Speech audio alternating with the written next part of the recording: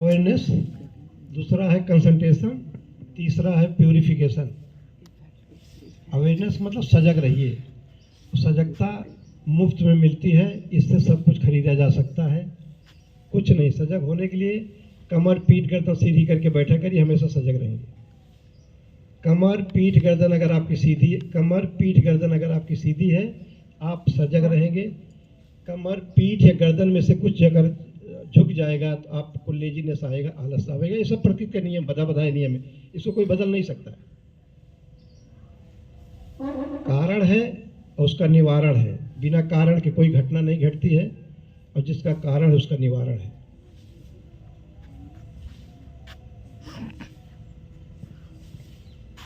दूसरा है एकाग्रता।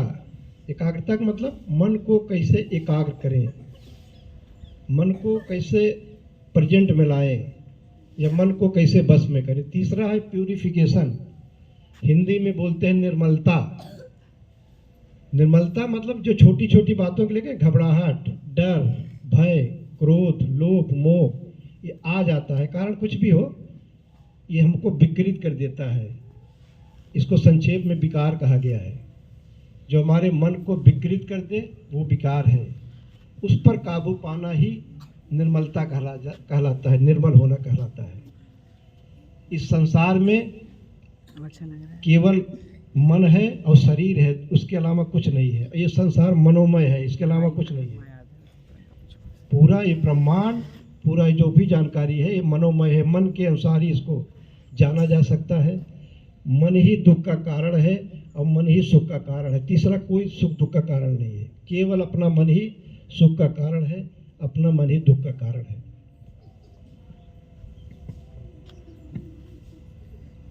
जब जन्म हो गया है, मृत्यु निश्चित है। जन्म हमारे बस में नहीं था, मृत्यु भी किसी के बस में नहीं है।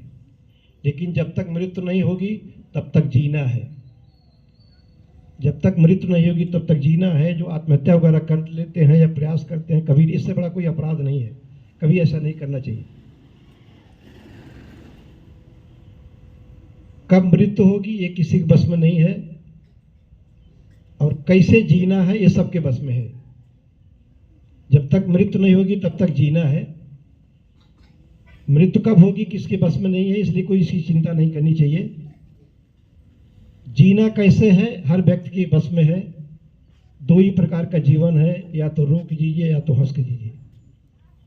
ज्यादातर लोग सब कुछ, पद प्रतिष्ठा धन दौलत होने के बाद भी रो करके जी रहे हैं, क्योंकि उनको हंस करके सुखपूर्वक जीवन जीने की कला ही नहीं मालूम है। अब कला यही है, अवेयर हो जाइए, एकाग्र कर लीजिए अपने मन को और निर्मल कर लीजिए मन को। इसी में सब कुछ समाया हुआ है। अभी लिखना पढ़ना जो बच्चे लिख पढ़ रहे हैं ना, वो सब लिखना पढ़ना छोड़ दीजिए, कुछ लिखिए नहीं, हमसे पूछ लीजिएगा जो कुछ पूछना होगा। अभी मैं तो रहूँगा, दिन भर यहाँ रहूँगा आपके साथ, इसलिए कोई कुछ कहिए, इसको रखिए, सब रखिए। कोई कुछ एक्शन नहीं करेगा, केवल सुनिए। हम आज देखिए, हम थियरी नहीं सुनाने हैं, प्रवचन नहीं देने आए हैं, और ना आपका एग्जाम लेने आए हैं। मैं प्रैक्टिकल कराऊंगा, जिसको करके आप जीवन में सफल होगे। इसलिए इसके लिए कुछ लिखने पढ़ने की जरूरत नहीं है। और उसके बाद कोई क्वेश्चन होगा, क्वेश्चन करिएगा, लिख लीजिए जो लिखना होगा। चलिए फिर कमर पीट कर तो सीधी करिए हमेशा, जब तक मन नहीं लगेगा। जब तक मन नहीं लगेगा, मैं जब भी बात करूंगा, चित्त की अगर बात करता हूं और मन की बात करता हूं, दोनों एक ही समझिएगा। ये विवेक बुद्धि वगैरह मन का एक पार्ट है, चित्त का एक पार्ट है। भगवान बुद्ध ने चित्त और मन को एक ही कहा है।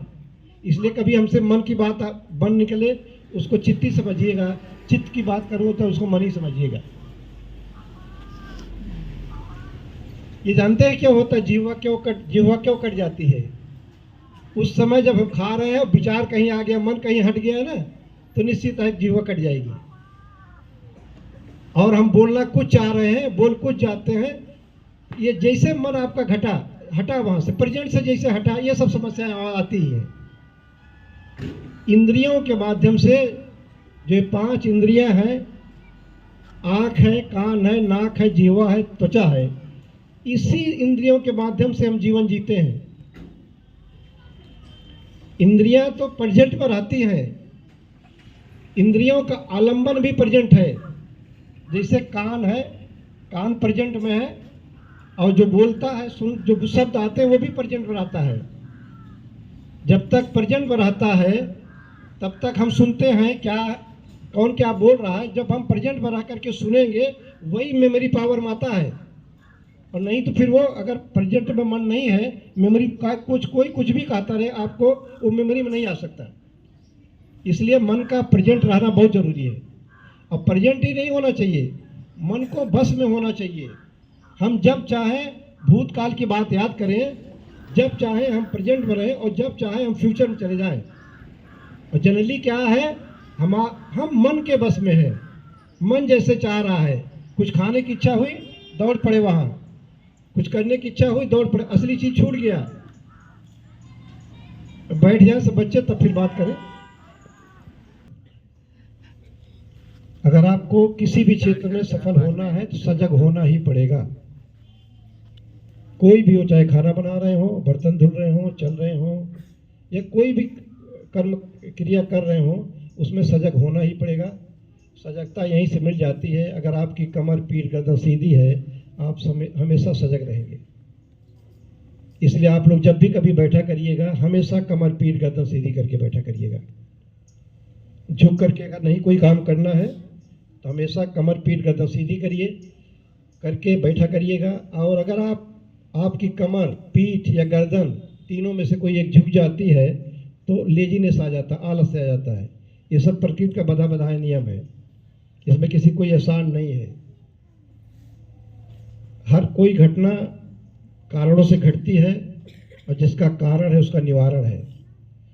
अच्छा किया हुआ कर्म कभी बुरा परिणाम नहीं दे सकता, बुरा किया हुआ कर्म कभी अच्छा परिणाम नहीं दे सकता। कहीं भी आप रोइए, कहीं भी कुछ चढ़ाइए, किसी का सुमिरन करिए, किसी भी स्थान पर जाइए, कोई मदद करने वाला नहीं है। अच्छे मन से किया हुआ कर्म अच्छा परिणाम ही देगा, बुरे मन से किया हुआ परिणाम हमेशा बुरा देगा। कभी कोई इसको बदल नहीं सकता, कोई नहीं बदल सकता। कहीं रोइए, कहीं जाइए, कहीं मत्था टेकिए, कुछ करिए, कुछ नहीं कोई कर सकता। इसलिए विज्ञान के युग में है, बहुत अच्छी तरह जान लीजिए, जैसा आप कर्म करोगे वैसा फल मिलेगा, कोई बदलने वाला नहीं है। और शरीर है, मन है, तीसरा कुछ नहीं है, इसके अलावा कुछ नहीं है, केवल शरीर है और मन है। और इसमें मन प्रधान है, मन प्रमुख है। ये संसार मनोमय है। आदमी अपने मन से जिसको जो देख लेता है, जीवन भर उसको उसी रूप में देखता है। इसलिए मन प्रमुख है, मन प्रधान है। मन को ज़्यादा से ज़्यादा आप प्रेजेंट बनाइए। मन को एकाग्र करने की दुनिया में बहुत से ज़्यादा बहुत विधियाँ हैं। मंत्र है, देवी देवता है, कुछ ये माला वगैरह जपते हैं लोग, बहुत सी चीज़ें हैं।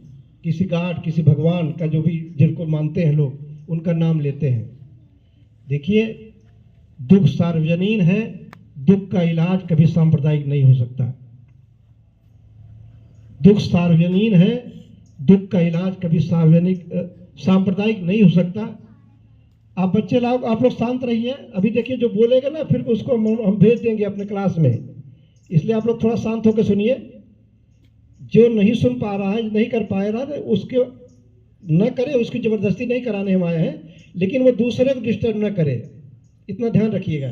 खुद नहीं करिए वो ठीक है, लेकिन आपके माध्यम से दूसरे डिस्टर्ब ना हो, जो कर रहा है ये ठीक नहीं है।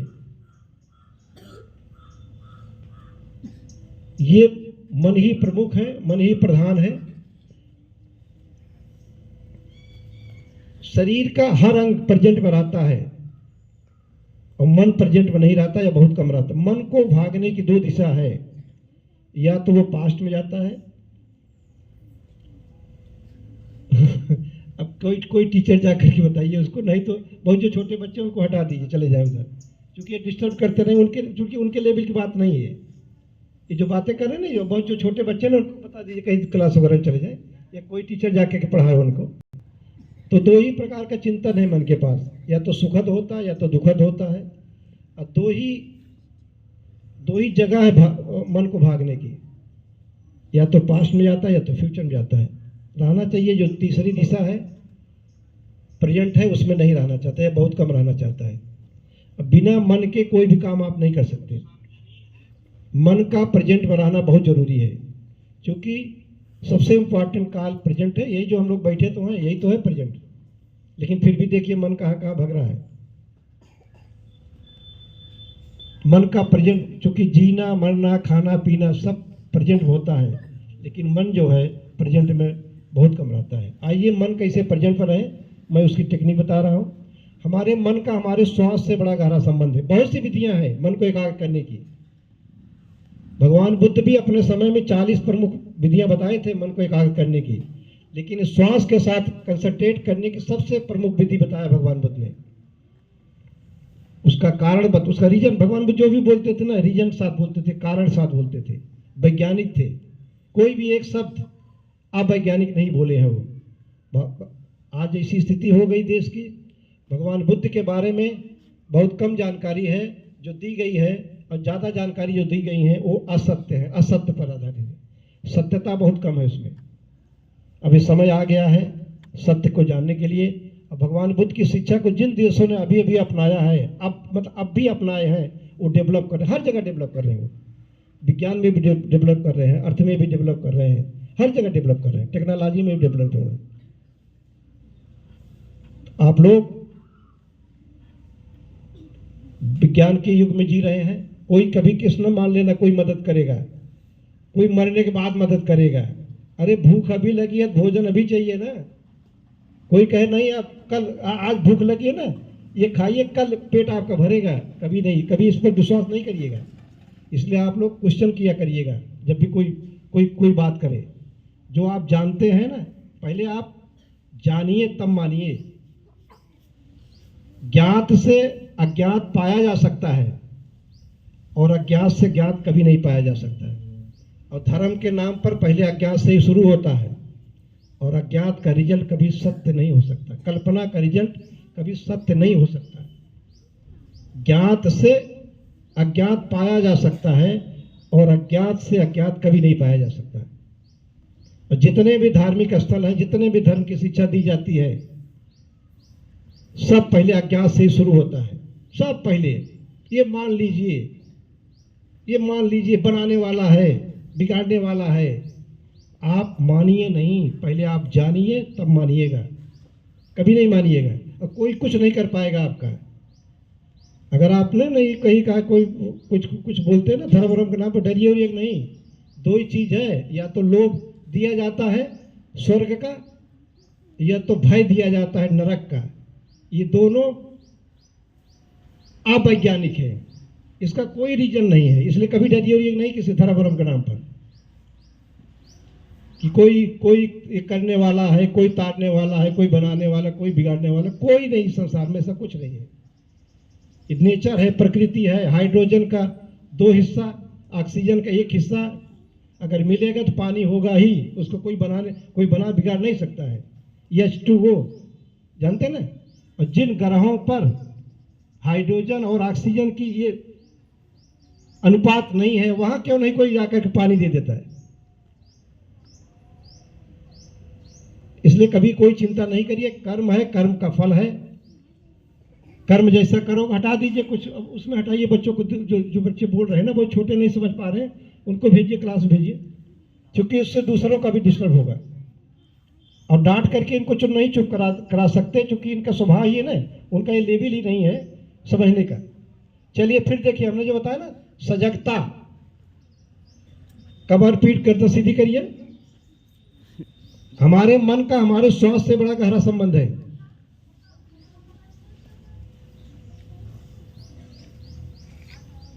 जैसे जब इंसान के मन में विषम परिस्थितियां आ जाती है, कारण कुछ भी हो, किसी व्यक्ति के कारण, किसी वस्तु के कारण, किसी घटना के कारण, किसी परिस्थिति के कारण, अगर मन में क्रोध आ गया, घबराहट आ गया, डर आ गया, भय आ गया, तो हमारी श्वास थोड़ी सी तेज और गर्म चलने लगती है। कभी ध्यान दिया कि नहीं आप लोगों ने? जब भी क्रोध आया, घबराहट आ गई, डर आ गया, भय आ गया, कारण कुछ भी हो, हमारी श्वास थोड़ी सी तेज और गर्म चढ़ने लगती है। कभी ध्यान दिया कि नहीं ध्यान दिया? और जो नहीं ध्यान दिए होंगे ना, वो ध्यान दे दीजिएगा, ऐसा होता ही है, इसे कोई बदल नहीं सकता। और यही नहीं है, श्वास लेवल पर भी परिवर्तन होता है। शरीर लेवल पर, जो सिर से लेकर के पैर का अंगुली तक हमारी शरीर है, जिसको 3.5 हाथ की काया बोलते हैं, उसमें भी बड़ी तेजी से परिवर्तन आता है। क्रोध अगर आया, घबराहट आई, डर आया, श्वास तेज हो गई, दिल की धड़कन तेज हो जाती है। दिल सब सामान्य मनुष्य का जो हृदय है, हार्ट है, 1 मिनट में लगभग 70 से 72 बार धड़कता है। जब क्रोध आ जाता है 80 से 90 बार धड़कने लगता है, बीट बढ़ जाती है, किसी किसी का पैर कांपने लगता है, किसी किसी का हाथ कांपने लगता है, और किसी किसी का सिर भारी हो जाता है। ये होता है, प्रकृति का बताया नियम है। जब भी आपके अंदर क्रोध आएगा, डर आएगा, भय आएगा, 2 चीजें बड़ी तेजी से परिवर्तित होती हैं। पहला, श्वास लेवल पर श्वास जो स्वाभाविक है वो अस्वाभाविक हो जाती है, और दूसरा हार्ट बीट, पैर में कंपन, बायोकेमिकल रिएक्शन जो हो रहा है शरीर में, बड़ी तेजी के साथ होता है, उसमें बदलाव हो जाता है। शरीर के में जो घटनाएं घट रही हैं उसकी चर्चा नहीं करेंगे, बड़ा गहरा सब्जेक्ट है। आइए श्वास की चर्चा करते हैं।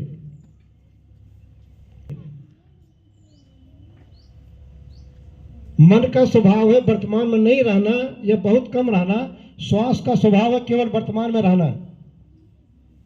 श्वास जब भी आदमी लेता है वो वर्तमान में ही लेता है, श्वास जब भी छोड़ता है वर्तमान में ही छोड़ता है। ये सहमत है कि नहीं आप लोग?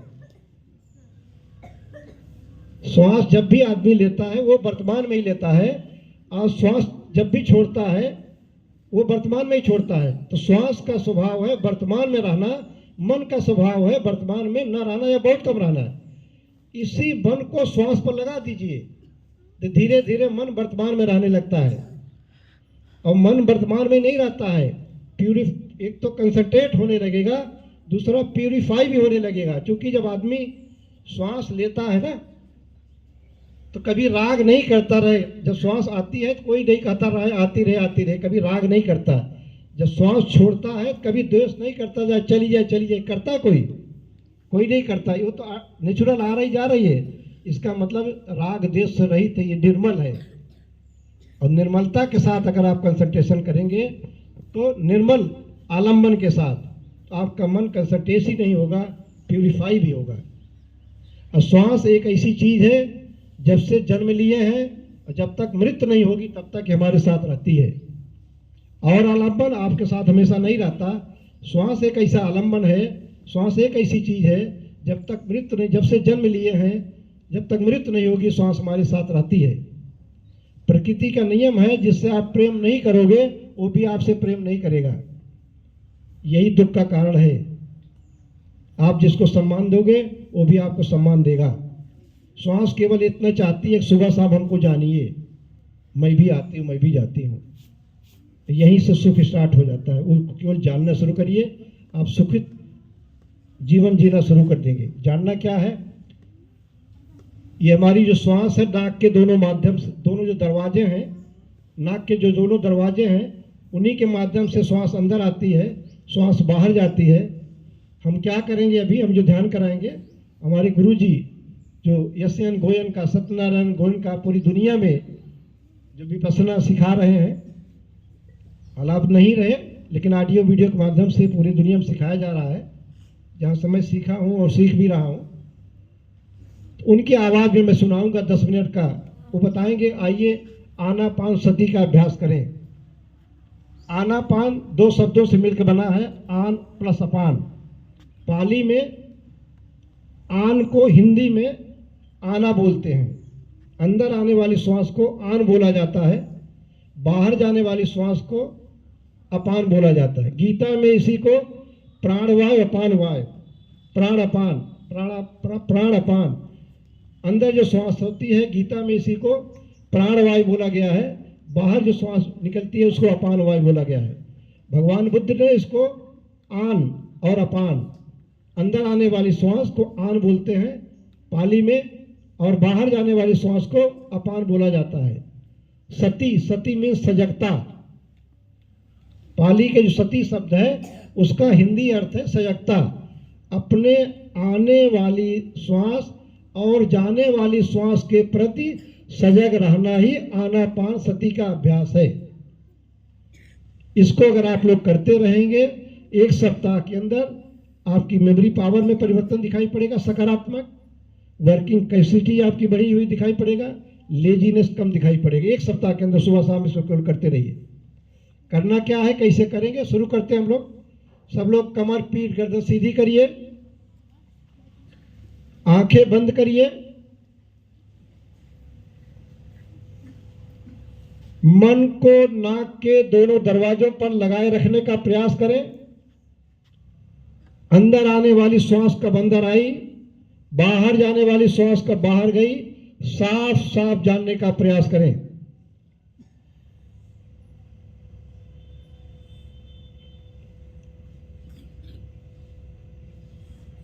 आंखों को नॉर्मल ढंग से बहुत दबा करके नहीं बंद करना है।